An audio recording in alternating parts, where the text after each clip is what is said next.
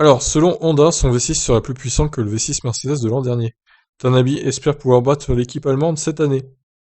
Bon, bah c'est déjà pas mal s'ils sont déjà plus performants que le Mercedes de l'an dernier.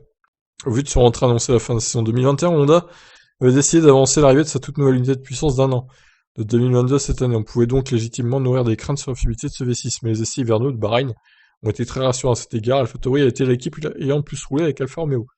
Quid cependant de la performance? Le meilleur temps de Max Verstappen et le deuxième de Yuki Tsunoda semblent aussi prometteurs. Ouais, alors Yuki, il a un peu cheaté son temps avec le DRS, du coup. L'arrivée du nouveau carburant ExxonMobil annoncé par Red Bull renforce aussi le potentiel de l'unité de puissance nippone. Et visiblement, l'optimisme est clairement au rendez-vous à Sakura. Toyoharu Tanabe, le directeur technique de Honda F1, a confié à The Race que Honda avait dépassé la puissance du V6 Mercedes de l'an dernier. Bah, évidemment, ils savent pas trop quelle est la puissance du V6 Mercedes cette année, donc forcément. Je crois que nous avons dépassé le Mercedes de l'année dernière, cela dépend des conditions, mais nous n'avons aucune idée de l'ampleur des améliorations apportées durant cette intersaison du côté de Mercedes. Nous verrons quand nous commencerons les qualifs et après la course, mais bien sûr, Brixworth aura aussi progressé durant l'hiver, si bien que la meilleure unité de puissance pourrait toujours être anglo-allemande. L'année dernière, nous avons vu un grand pas dans leur développement, il est très difficile de deviner ce qui se passe et le résultat de leur développement. Nous n'avons pas encore de réponse. Même si Honda a admis quelques petits pépins de fiabilité, aucun problème majeur n'a été signalé. Les températures chaudes de Bahreïn, jusqu'à 34 degrés, ont pourtant mis à rude épreuve les V6. Ce sont de très bons signes. Poursuit Tanabe, un bon signe pour la fiabilité. En fait, le nombre de problèmes est inférieur à ce que j'attendais. Avec une unité de puissance boostée, un châssis Red Bull performant et un châssis Mercedes instable à l'arrière, n'est-ce pas la grande année pour Honda?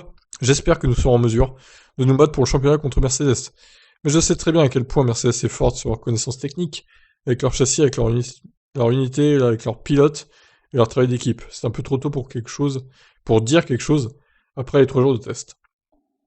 Alors moi, ça me ferait bien marrer si Honda a raté le titre en 2021 et que Red Bull gagne le titre en 2022 avec le moteur Red Bull du coup, qui serait un moteur Honda rebadgé. Ça me rappellera un peu l'époque où Honda avait quitté la Formule 1 en 2008 et de 2009 du coup Braun rachète l'écurie pour 1 euro symbolique et gagne le championnat. Ça me ferait bien marrer si l'histoire se répétait l'année prochaine. Là franchement ça serait trop ironique quoi. Bon en tout cas ils sont pour l'instant favoris Red Bull cette saison. Moi, je suis pas super confiant non plus sur la fiabilité du moteur Honda. Alors c'est sûr, ça s'est bien passé aux essais hivernaux pour eux, mais les essais hivernaux et les courses de Formule 1 et les grands prix, etc., c'est autre chose. Parce que là, on va pas se mentir, les moteurs Honda, à mon avis, ils étaient pas poussés au max. Donc ils étaient un peu bridés, à 85-90%, on va dire. À mon avis, la saison va être une autre paire de manches pour le constructeur japonais. On verra si la fiabilité est au rendez-vous ou pas pendant les courses. Moi, je crains que non. Moins que Mercedes en tout cas. Allez, je vous laisse réagir. Ciao.